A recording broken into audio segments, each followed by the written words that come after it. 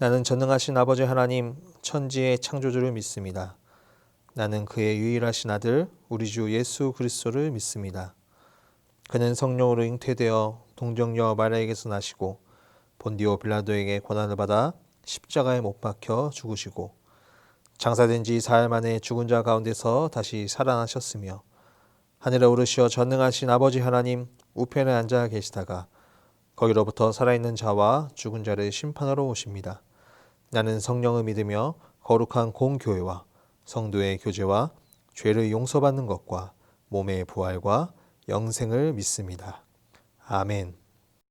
주는 나의 힘이요, 주는 나의 힘이요, 주는 나의 힘이요, 영원히 주를 의지하리.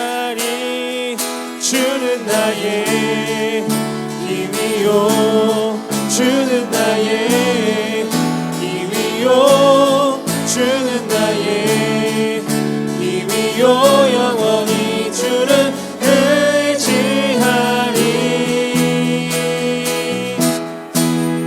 영원히.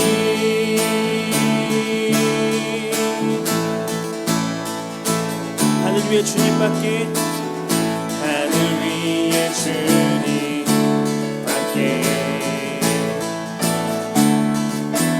내가 사모할 자 이 세상에 없네. 내 맘과 힘을 믿을 수 없네. 오직 한 가지 그 진리를 믿네. 주는 나의 힘이요, 주는 나의 힘이요, 주는 나의 힘이요, 영원히 주를 의지하리. 영원히, 영원히. 다시 한번 고백할까요? 하늘 위에 주님밖에, 하늘 위에 주님밖에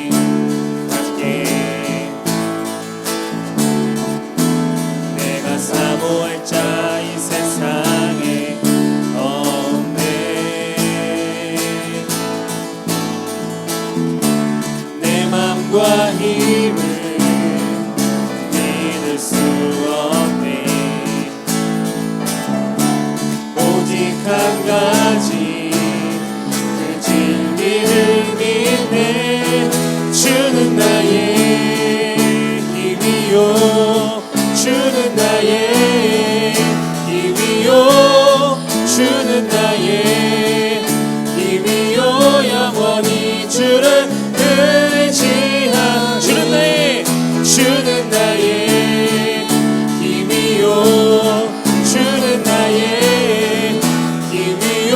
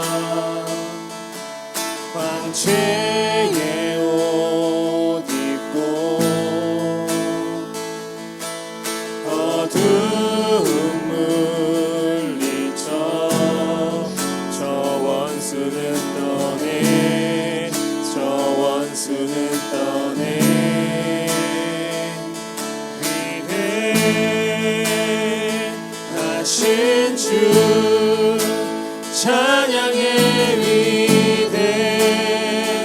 위대하신 주 모두 알게 되리라.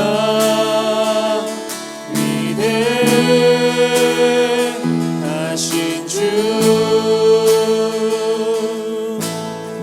영원한 주의 주 영원한 주의 주 시간의 주 반자 알파와 오메가 알파와 오메가 삼위의 하나님 아바 성령 예수 사자와 어린 양 사자와 어린 양 위대하신 주 위대하신 주 찬양의 위대하신 주 모두 알게 되리라.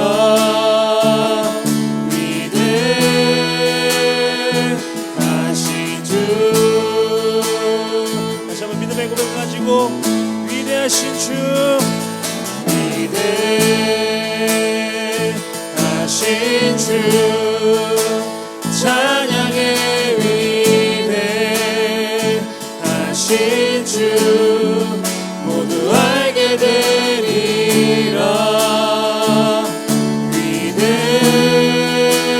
위대하신 주 모든 이름 위에 모든 이름 위에 뛰어나신 이름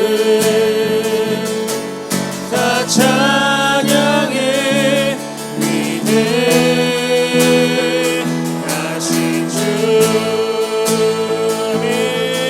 위대하신 주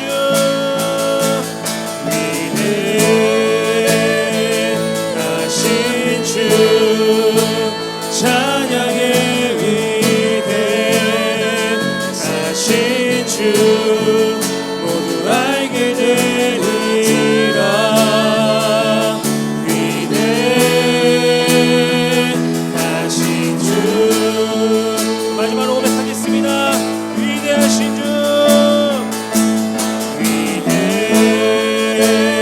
위대하신 주 찬양의 위대하신 주 모두 알게 되리라. 위대하신 주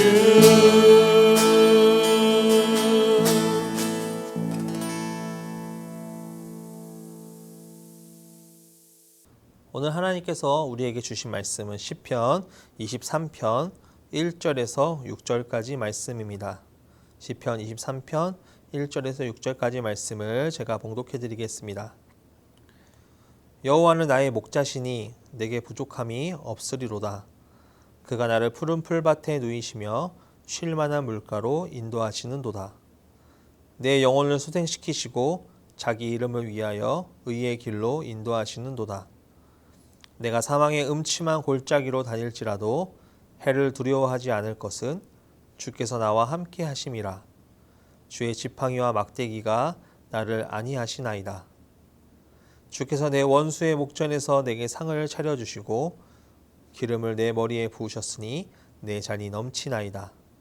내 평생의 선하심과 인자하심이 반드시 나를 따르리니 내가 여호와의 집에 영원히 살리로다. 아멘. 우리가 복이라는 것을 말을 할 때 그 복의 기준은 조금 다를 때가 많이 있습니다. 사람마다 생각하는 복의 기준은 다르다는 것을 이야기하는 것이지요. 그런데 하나님께서 우리에게 주시는 복은 무엇일까요? 아마 많은 사람들이 생각하는 복은 바로 우리가 세상에서 얻을 수 있는 복에 대해서만 이야기를 할 것입니다. 하지만 우리가 정말 알아야 될 복은 하나님께서 우리에게 주시고자 하는 복은 조금 다른 의미가 있습니다. 오늘 본문은 지금 우리의 삶에 있어서 가장 필요한 본문이지 않을까라는 생각에 여러분들과 한번 이 시편 23편 말씀을 나누고자 합니다. 먼저 1절 2절 말씀을 다 같이 봉독하겠습니다. 여호와는 나의 목자시니 내게 부족함이 없으리로다. 그가 나를 푸른 풀밭에 누이시며 쉴 만한 물가로 인도하시는도다. 아멘. 말씀을 통해서 알려주시는 것은 하나님은 목자이시고 이 시편 기자는 그 양떼 속에 있는 한 마리의 양이라고 이야기를 하고 있습니다. 이 양이란 동물은 혼자서 아무것도 할 수 있는 것이 없습니다. 자신이 먹을 것도 잘 곳도 찾는 데 있어서 목자 없이는 아무것도 할 수 없다는 것입니다. 그 말은 이 양이라는 동물은 목자를 의지할 수밖에 없다는 것입니다. 그리고 이 목자는 양을 돌보는 데 있어서 인도하고 은신처도 마련해주고 약도 먹이고 먹을 것도 주고 심지어 출산하는 것까지 다 관여하는 것이 목자의 역할입니다. 이 모습은 우리가 성경에서 비슷한 모습을 보게 되는데 바로 출애굽과 광야 생활입니다. 이스라엘 백성들이 하나님의 그 인도하심에 따라 애굽에서 나와 홍해를 건너고 본격적으로 광야 생활을 하기 시작합니다. 물도 없었고 먹을 것도 없었는 그곳에서 하나님께서는 목자 되셔서 이스라엘 백성들에게 만나와 메추라기를 주시고 목마르다 하니까 반석을 쪼개서 물까지 주시는 분이 바로 하나님이었습니다. 그리고 밤낮으로 온도가 확연히 다른 이 광야에서 살 수 있는 환경을 만들어 주신 분이 바로 하나님입니다. 이스라엘 백성들은 그렇게 스스로 할 수 없는 것들을 목자 대신 하나님께 의지하고 하나님께서 다 해결해 주신 것입니다. 우리는 모두 하나님 안에서 양입니다. 우리가 스스로 할 수 있는 것은 아무것도 없다라는 것입니다. 생각해보면 정말 내 힘으로 내 스스로 할 수 있는 것은 아무것도 없고 모든 것이 하나님의 은혜구나 라는 것을 우리는 느끼고 살아갑니다. 그렇기 때문에 우리는 부족함이 없습니다. 1절 말씀처럼 여호와께서 나의 목자가 되셔서 이제는 나는 어느 궁핍함도 경험하지 않을 것이다 라는 것을 오늘 본문을 통해서 이 시편 기자는 알려주고 있는 것입니다. 그런데 한번 생각해 보기 원합니다. 우리는 지금 궁핍한가요? 맞아요. 궁핍합니다. 어렵습니다. 매일같이 부족함을 갖고 살아갑니다. 하나님께서는 친히 나의 목자가 되셔서 모든 것들을 담당해 주시는데 우리가 왜 부족할까요? 우리는 그 말에 대한 해답을 찾을 수 있습니다. 무엇이냐면 바로 믿음이 부족해서입니다. 믿음이 부족한 까닭입니다. 양은 스스로 할 수 없어요. 아무것도 못합니다. 그렇기 때문에 목자를 의지하고 조금만 모든 것들을 다 목자에게 다 의지하고 살아가야 되는데 우리도 마찬가지라는 거예요. 아무것도 할 수 없어요. 목자이신 하나님만을 의지하고 따라가야 되는데 우리는 우리 스스로가 모든 것들을 하고 살아간다고 착각 속에 살아가고 있다는 것입니다. 조금만 성공해도 나의 공로로 가져와 버릴 때가 많다는 것이죠. 이런 마음을 갖고 살아갈 때 우리는 하나님을 목자로 절대 보지 않습니다. 늘 하나님을 어떤 대상으로 보냐면 내 부족함을 채우는 욕망의 것으로만 채우려고 하는 노력을 한다는 것입니다. 하나님께서는 우리의 목자가 되시고 부족함 없게 하시는데 심지어 푸른 풀밭에 누이시고 쉴 만한 물가로 인도하시는 분이다 라고도 이야기를 하고 있습니다. 여러분들의 삶 속에 쉼이 무엇입니까? 쉼이라는 것이 존재합니까? 많은 나라들이 바쁘게 살아가는 사람들의 모습을 보게 될 텐데 특히 우리나라 여러분 중고등 학생들은 제일 바쁩니다. 아침부터 학교 가고 야자에 학원에 주말에도 또 학원에 우리나라만큼 바쁜 나라가 없을 것입니다. 주변 나라들만 봐도 그들이 일도 잘하면서 여유 있게 사는 모습들을 우리는 너무나도 많이 볼 것입니다. 그런데 우리나라는 그런 여유를 보기 어렵습니다. 삶을 돌아볼 힘조차 느끼지 못할 정도로 여유가 없는 삶을 살아간다는 것입니다. 삶이 이러한데 교회 안에서의 쉼이 있을까요? 사탄은 우리에게 하는 거짓말 중에 하나가 무엇이 있냐면 너 열심히 일 안 하면 하나님께서 더 이상 사랑하시지 않을 거야 라는 이런 속삭임을 하고 있습니다. 우리는 그러한 속임수에 속아서 교회에서 하나님의 몸을 세우는 것이 아니라 교회에서 그냥 교회 일로만 모든 것들을 다 채우고 그로 인해 보상받으려는 심리 속에 살아가게 된다는 것입니다. 하나님께서는 우리가 일하는 것 때문에 좋아하시는 분이었다면 우리를 구원하지 않았을 것입니다.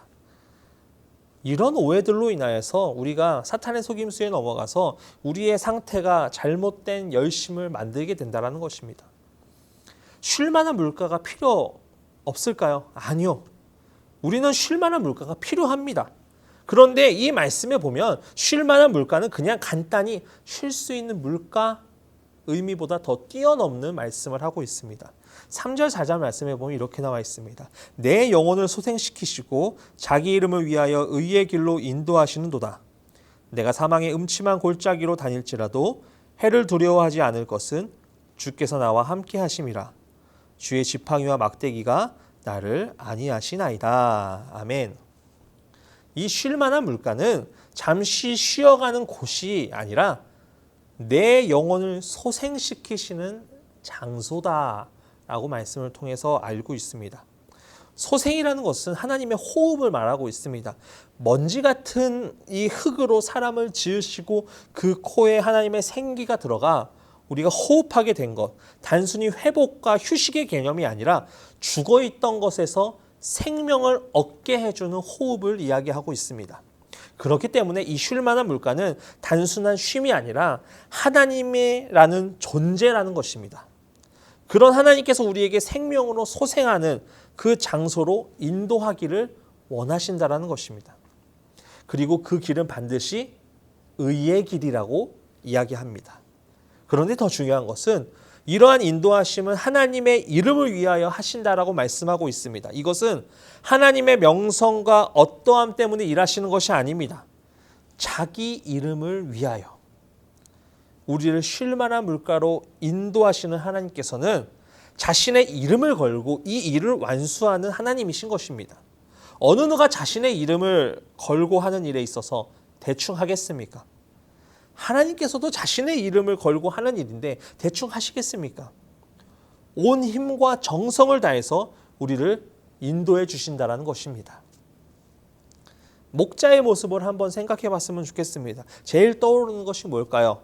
허름한 복장에 머리가 길고 수염도 덕부룩하고. 그런데 목자가 들고 있는 것들을 한번 생각해 봤으면 좋겠습니다. 한 손에는 지팡이를 들고 있고 한 손은 막대기가 들려 있다고 합니다. 이 지팡이는 양을 칠 때 사용하지만 이 막대기는 유사시에 무기를 사용할 수 있는 양을 지키는 도구로 사용하게 됩니다. 이 지팡이와 막대기의 용도는 명확합니다. 주의 지팡이가 우리가 골짜기를 다니는 곳에 인도해 주시고 우리는 두려워하지 않고 주의 막대기가 맹수의 공격 속에서도 두렵지 않을 이유가 된다라는 것입니다. 제가 여러분들과 나누고 싶은 말씀의 핵심이 이것입니다. 우리가 사망의 음침한 골짜기로 다닐지라도 그런 어려움이 우리 앞에 닥쳐와도 매일같이 쓰러지고 넘어지고 다 포기하고 싶은 상황 가운데 있을지라도 우리를 건져내 주시는 하나님, 우리를 인도해 주시는 하나님, 특히 우리가 살면서 두려움 없이 부족함 없이 살 수 있는 비결은 주께서 나와 함께 하신다. 바로 이것입니다. 주님께서 늘 나와 함께 하신다. 늘 함께 하길 원하시고 우리를 바른 길로 가지 못할 때 주의 지팡이로 우리를 인도해 주시고 우리가 먹을 것이 없을 때 푸른 풀밭으로 인도해 주시고 어려움이 있을 때 주의 막대기가 우리를 지켜주신다는 것. 우리 중고등부 친구들은 주님께서 함께 하신다는 사실을 믿고 나아가길 간절히 소망합니다. 5절 6절에 보면 이렇게 나와 있습니다.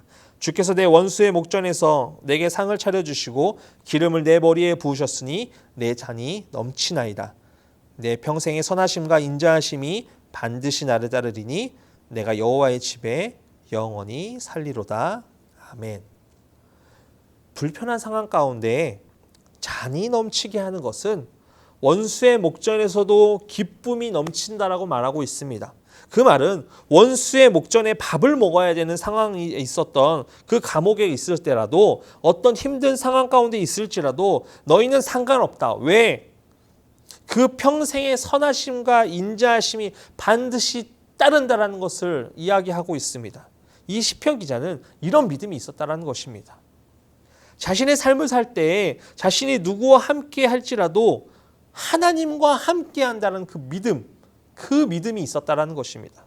우리 중고등부 친구들은 평생 이 선하심과 인자하심이 나에게 반드시 있게 됨을 또 하나님을 믿고 따르는 우리 학생들이 되시길 간절히 소망합니다. 오늘 이 시편 23편의 말씀을 보면 많은 일들이 있습니다.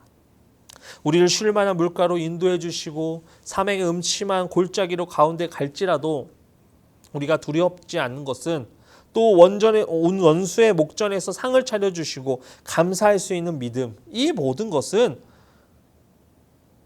이 말씀 9절, 이 1절 말씀에 다 함축되어서 이야기하고 있습니다. 여호와는 나의 목자시니 내게 부족함이 없으리로다.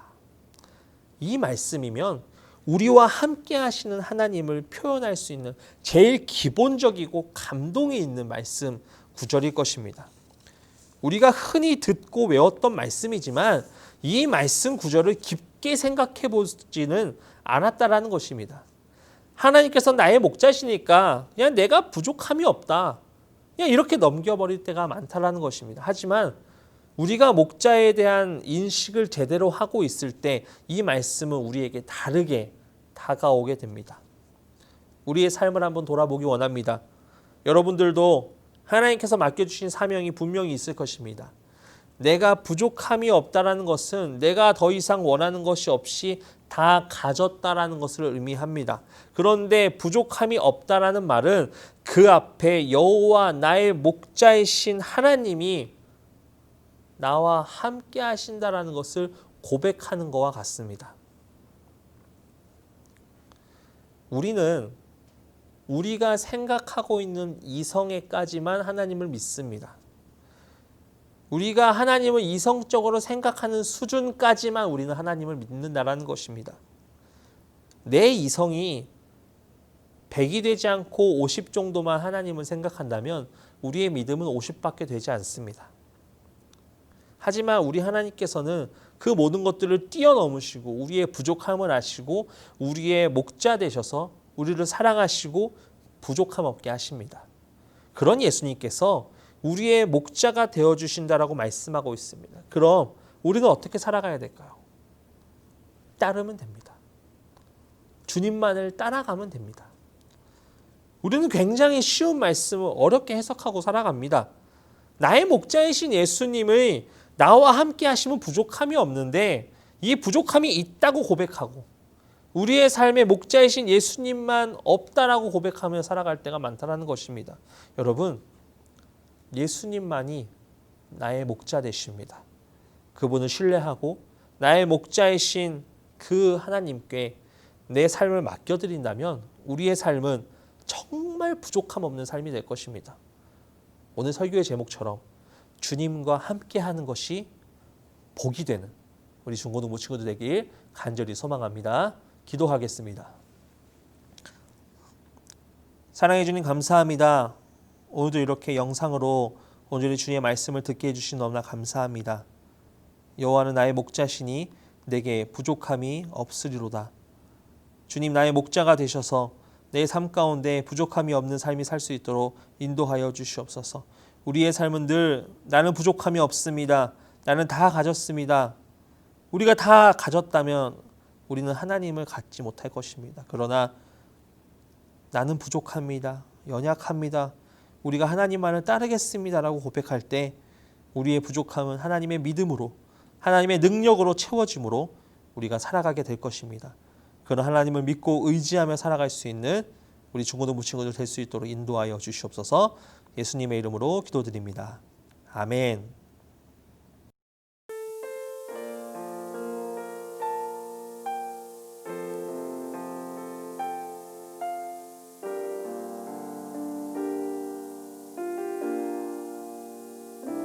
수많은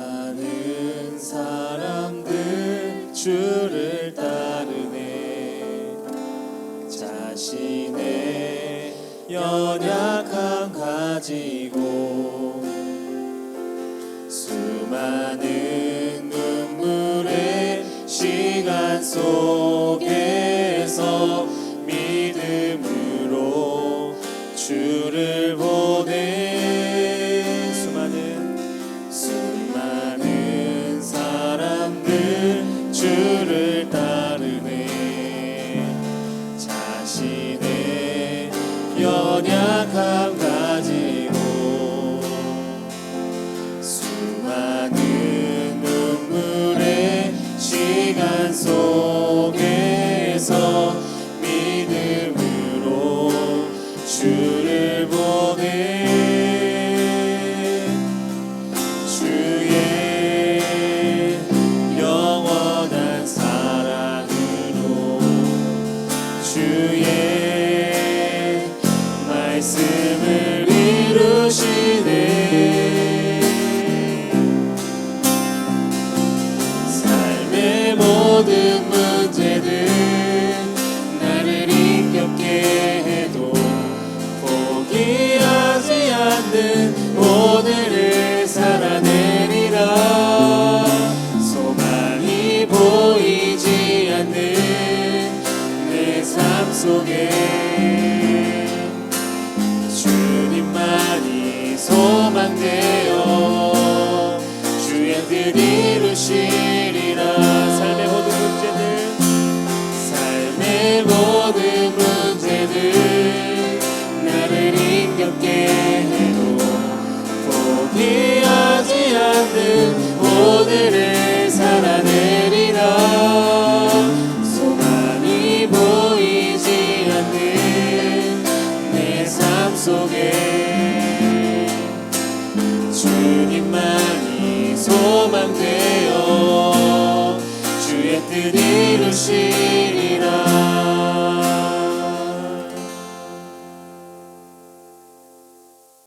하늘에 계신 우리 아버지의 이름을 거룩하게 하시며 아버지의 나라가 오게 하시며 아버지의 뜻이 하늘에서와 같이 땅에서도 이루어지게 하소서. 오늘 우리에게 일용할 양식을 주시고 우리가 우리에게 잘못한 사람을 용서하여 준 것 같이 우리 죄를 용서하여 주시고 우리를 시험에 빠지지 않게 하시고 악에서 구하소서. 나라와 권능과 영광이 영원히 아버지의 것입니다. 아멘.